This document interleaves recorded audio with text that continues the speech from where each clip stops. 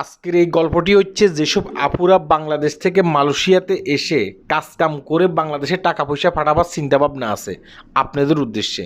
কথাগুলো একটু মন দিয়ে শুনবেন। গতকালকে একজন ভাই আমার সাথে আমার ফেসবুক মেসেঞ্জারে যোগাযোগ করছে। সে বাংলাদেশে রিক্সা চালায়, খুবই গরিব একজন ব্যক্তি। তার ওয়াইফও একটা বাসা বাড়িতে কাজকাম করে খাইতো আর কি, অর্থাৎ তারা খুব কষ্ট করে তাদের ফ্যামিলি চালাতো। তখন একজন ব্যক্তি নাকি ওই ভাইকে বলছিল, তোমার ওয়াইফকে মালয়েশিয়াতে নিয়ে যাবো, সেখানে নিয়ে গৃহকর্মীর কাজ দেবো। গৃহকর্মীর কাজ দিলে তোমার ফ্যামিলি ভালো থাকবে, আর তুমি দেশে টাকা পয়সা ইনকাম করবা, সেও সেখান থেকে টাকা পয়সা পাঠাবে, তোমার ফ্যামিলি ভালো চলবে। ওই লোকটার কথা শুনে সে তার ওয়াইফকে ওই লোকটার সাথে দিয়ে দিছে। আর ওই লোকটা কী করছে, ট্যুরিস্টের মাধ্যমে মালয়েশিয়াতে নিয়ে আসছে। মালয়েশিয়াতে নিয়ে আসার পরে 2 মাস কোনো খোঁজখবর ছিল না। 3 মাসের সময় নাকি একবার 10,000 টাকা পাঠাইছে।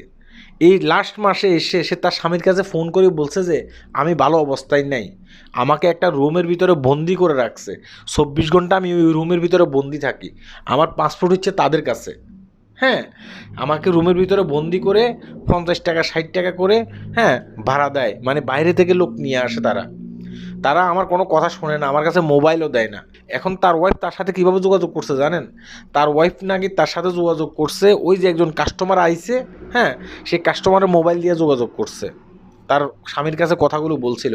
তার স্বামী আমাকে বলছিল যে ভাই, আমার ওয়াইফ মালয়েশিয়া কোন জায়গায় থাকে সেটাও আমি জানি না।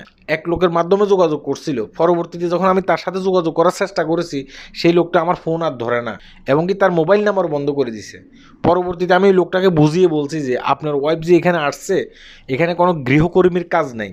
মালয়েশিয়ান নাগরিক যারা আছে তারাও কিন্তু অন্য অন্য প্রবাসীদের সাথে একই শোরুমে কাজ করে, একই একটা ফার্ম অয়েল বাগানে কাজ করে, একই দোকানে কাজ করে। অর্থাৎ তারাও কিন্তু আমাদের মতো। কথা কি বুঝতে পারছেন? অর্থাৎ আপনার ওয়াইফের এখানে নিয়ে আসছে ট্যাবে ফেলিয়ে, তাকে এখানে এনে অন্য কাজ করায়। আমি তাকে এই কথাগুলো বুঝিয়ে দিছি। হ্যাঁ, সে দুঃখ প্রকাশ করতেছে এখানে। এখন আমি কেন কথাগুলো বলতেছি, এই যে আপুরা আপনারা যে মালয়েশিয়াতে আসার চেষ্টা করতেছেন বিভিন্ন ওয়ের মাধ্যমে, আপনাদেরকে অনেকে ভুলভাল বোঝাচ্ছে। আপনাদেরকে মালয়েশিয়াতে এনে গৃহকর্মীর কাজ দেবে, আপনাদেরকে মালয়েশিয়াতে এনে অফিসে কাজ দেবে, আপনাদেরকে মালয়েশিয়াতে এনে দেখা গেছে কি আপনার দোকানের কাজ দেবে। এই কথাগুলো বলতেছে না, অনেক ক্ষেত্রে এই ধরনের মহিলাদেরকে বাংলাদেশে ফার্ম টাম দিয়া তাদেরকে ভালো ভালো কাজ দেবে এই কথা বলে মালয়েশিয়াতে আইনা তাদেরকে দেহ ব্যবসায় কিন্তু জড়িত করিয়ে দেয়। একটা সময় কিন্তু তারা মুখ দেখাতে পারে না। কথা কি বুঝতে পারছেন না? তাদেরকে দিয়ে ওই দালালেরা টাকা ইনকাম করে, তাদের পাসপোর্ট রেখে দেয়, তাদেরকে ভয় দেখায় তুমি যখন রুম থেকে চলে যাবে তুমি আমার বিপক্ষে কিছু বলতে পারবা না, কারণ তোমার পাসপোর্ট আমাদের কাছে। তুমি যদি থানাতে যাও, সেখানে থানাওয়ালারা মামলা নেবে না, মানে মালয়েশিয়ান পুলিশ মামলা নেবে না। কেন মামলা নেবে না? কারণ তুমি একজন অবৈধ ব্যক্তি।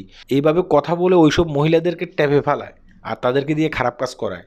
আগামীতে মালয়েশিয়াতে আসতে এইসব আপুরা চিন্তা ভাবনা করে আসবেন, আর দালালদের পরামর্শ ধরবেন না। দালালদের পরামর্শ দিলে আপনি নিজে বিপদে পড়বেন, নিজের মান সম্মান হারাতে হবে। আশা করি কথাগুলো বুঝতে পেরেছেন। হ্যাঁ, আল্লাহ হাফেজ।